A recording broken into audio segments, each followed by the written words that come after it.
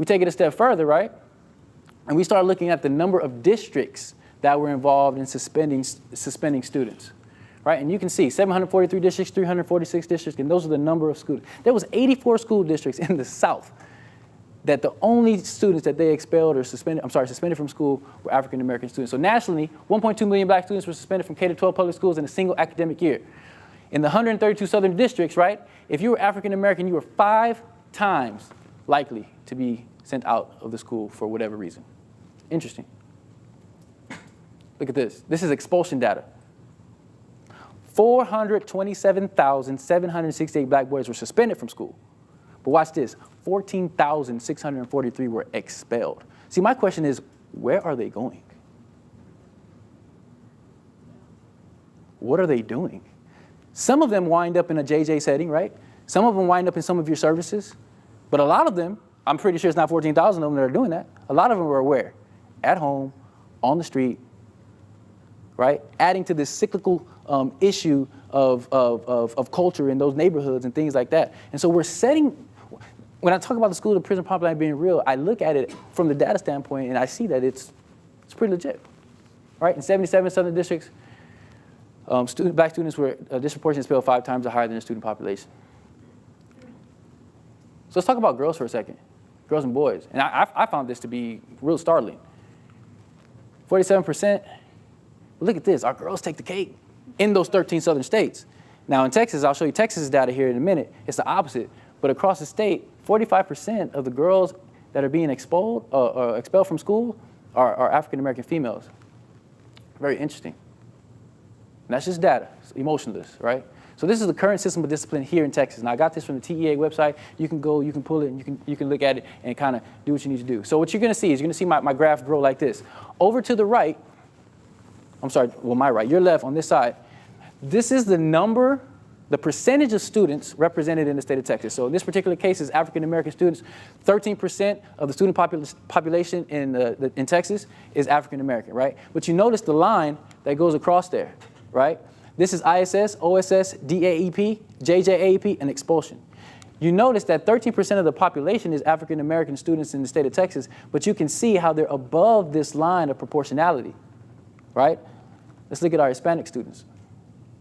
They make up 52% of the population, but you can see that, you know, they make up about 50% of the out-of-school placements. So it's pretty proportional. And when we look at our Anglo students, or our white students, they make up 29% of the population, but you can see that they're underrepresented in those categories. And so what the data tells us is that if your African-American students are average or 1.8 times more likely, all right, to receive one of those consequences, and you are 3/4 as likely, or 75% most likely to receive one of those consequences if you are African-American and Hispanic, so if you're a minority student. So we talked about female and male a minute ago, 13 states, this is just Texas. So over here on the side, same principle, right? 49% of the population is girls, and you can see how they're underrepresented in the state of Texas, right? Girls are doing a good job in the state of Texas for whatever reason, it's just data, right?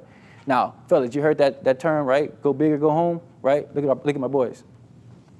There is a 62% expulsion gap in the state of Texas, right, amongst our female students and our male students. Now, you know how a student can have multiple actions, right? You can send a kid out for more than one, you know, you can ISS 7, 8 times, you can send them out 3 or 4 times throughout the year. So this is a number of actions that we're looking at. And I'm specifically looking at our students who carry the label special ed, right? Who have some sort of disability in school. And I'm also gonna look at that with economically disadvantaged. And so 9% of the state of population has been diagnosed with some sort of disability. They're labeled as special ed. And so that's 9%. If you look across, right, you can see the actions and how they're overrepresented in those actions. Now watch this. If you're a student who's economically disadvantaged, you're overrepresented. And so what that tells me, right, that tells me that if you're a minority student who happens to be poor, right, who just so happens to be special ed, right, that just tells me good luck. Because you are 1.9 to 2 times more likely to receive one of those consequences, right, and economically advantaged. So you can see what's happening.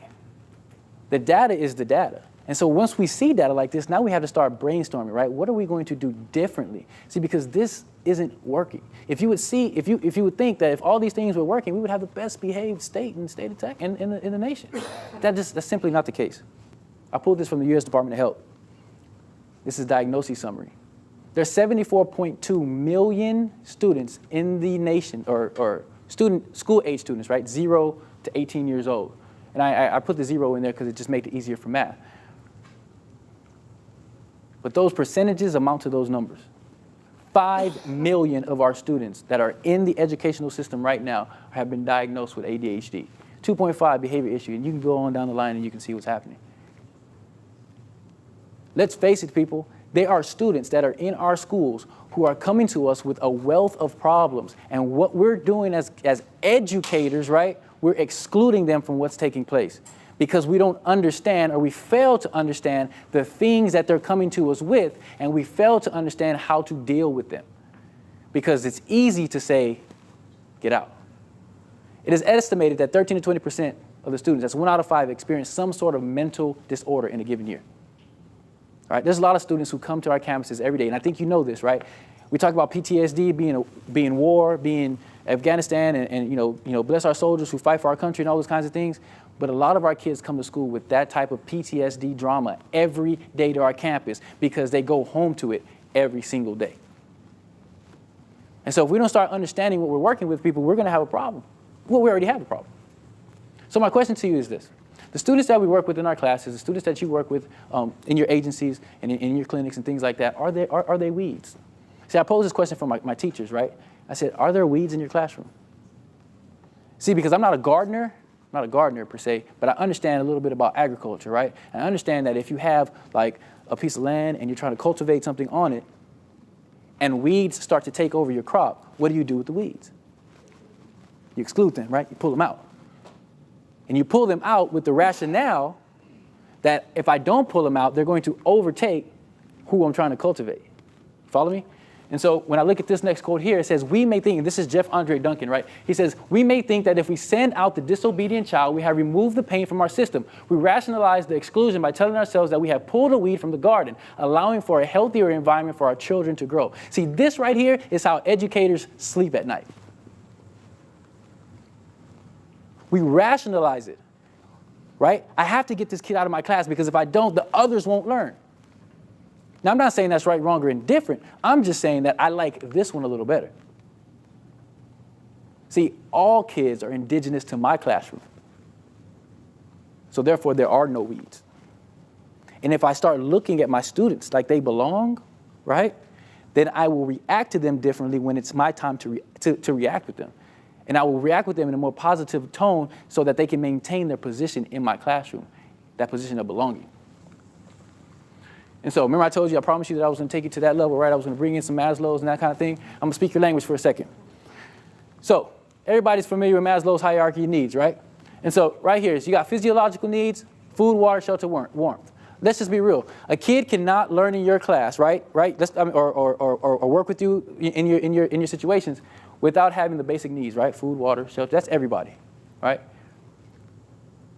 After that, student needs, they need safety needs. They need stability. They need freedom, and and then we go up the ladder, right? They need to belong. They have to have that sense of belonging, right? And I'm preaching to the choir out here. And then it goes up to self-actualization. But see, watch this. What we do in public education, we do this.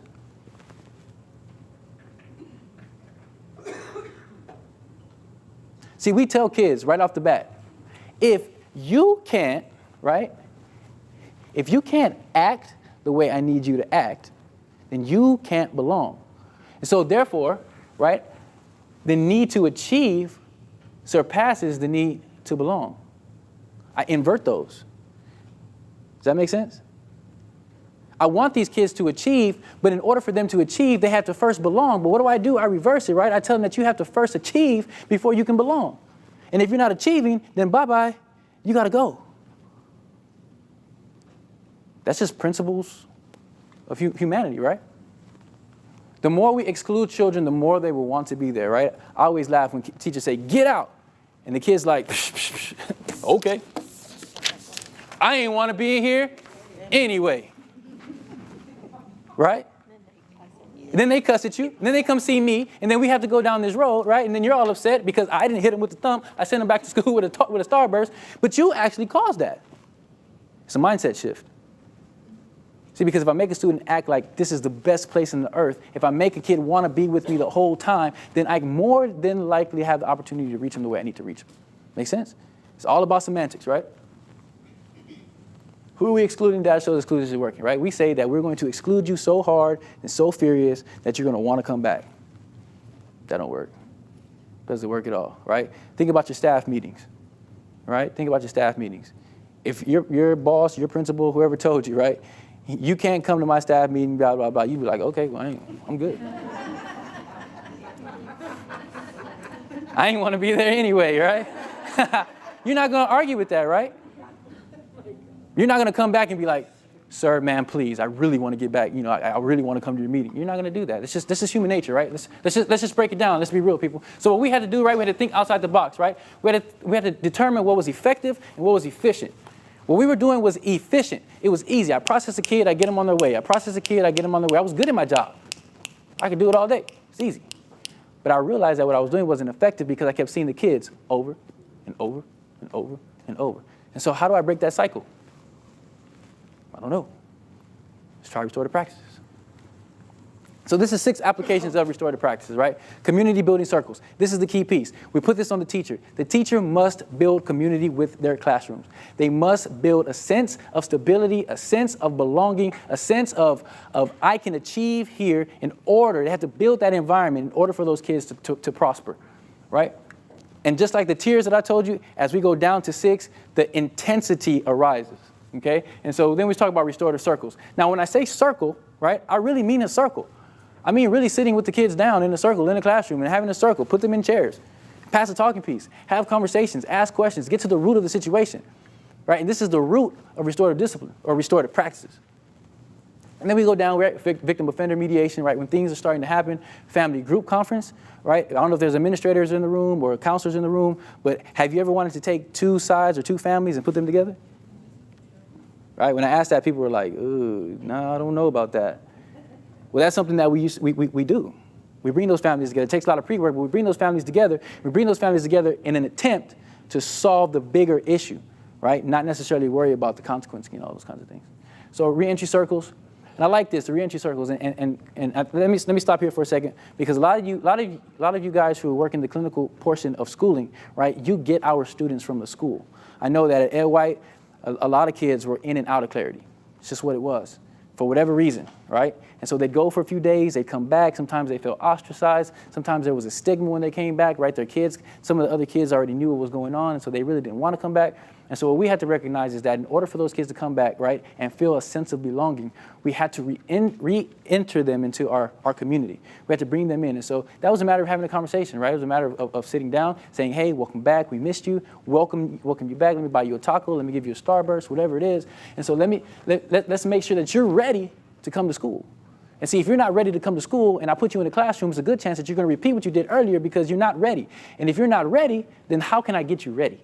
Does that mean that you miss half the day? Does that mean that you sit down with me, right? Whatever the need is, that's what I'm going to do in order to reintegrate you into my environment so that you can thrive. Because I don't want you to have to go back. I want you to get whatever you gained, what you learned, use that, your coping skills and things like that moving forward. You follow me? And so at the end, it's circles of support and accountability, and this is this is the toughest one. You have to bring in people. And so those of you who work in like special ed and that kind of thing, this is equivalent of a ARD, right? But it's an ARD for any student. And we surround the student with people who have some sort of influence in their lives, right? That could be the barber, right? We bring the barber to that meeting. And that barber, while he's cutting that young man's hair, he's having a conversation about, coping. He's having a conversation about school. And so he's accountable to that person based on does it take a lot of work? Absolutely. But it's something that you have to decide. It's either worth it or it's not worth it. You're either going to do it or you're not going to do it. And it's depending on how important you feel about it, depends on how much effort you'll put into it. We recognize that it was difficult to go from a traditional mindset, right, all the way to a restorative mindset. We recognize that as a campus. And we saw that through our faults, right? Because we made a lot of mistakes. And I stand here and I'm purely just a model of kind of innovation, right? I'm nothing more. No, we didn't do anything perfect.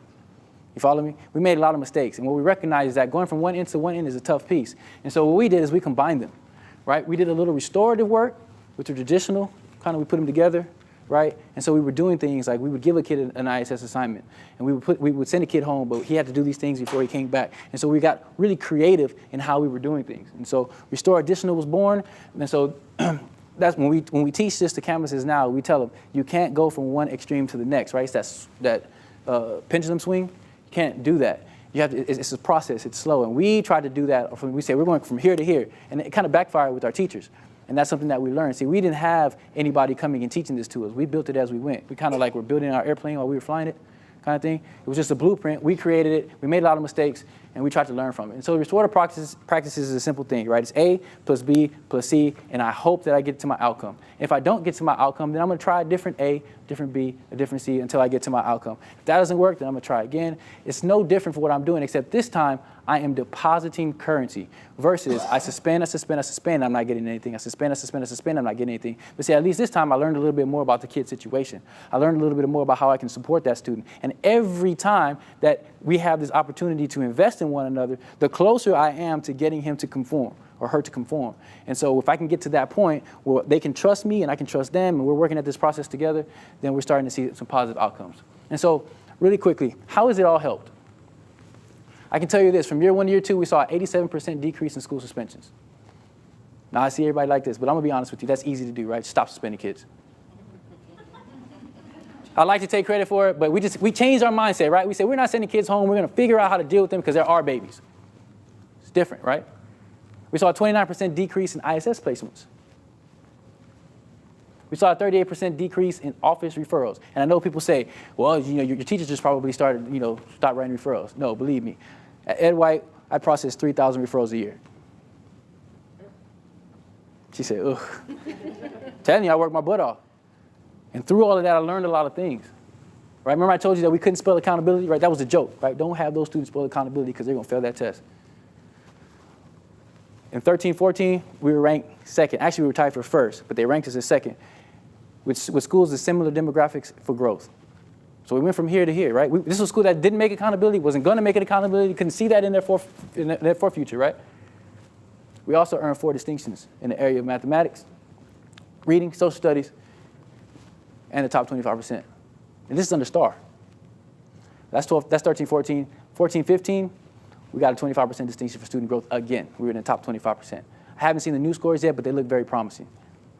And so I'm anxious to put my new stars up there because it's going to happen, right? It's a 3-year process. It wasn't a quick fix. This is what took place. So I ask you, a lot of you guys are going to go back, right? And you're going to say, man, we listened to a very good speaker, and I hope that's what you're going to say, right?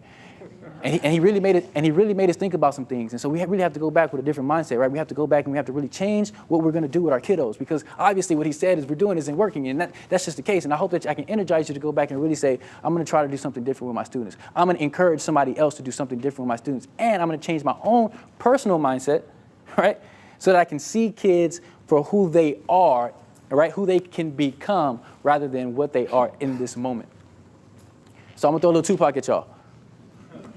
Tupac says this, did you hear about the rose that grew from a crack in the concrete, proving nature's laws wrong? It learned to walk about without having feet. Funny, it seems to be keeping its dreams. It learned to breathe fresh air. Long live the rose that grew from concrete when no one else cared. There's a lot of kids that you see right now that are in the process of growing through concrete, right? But I like this one too.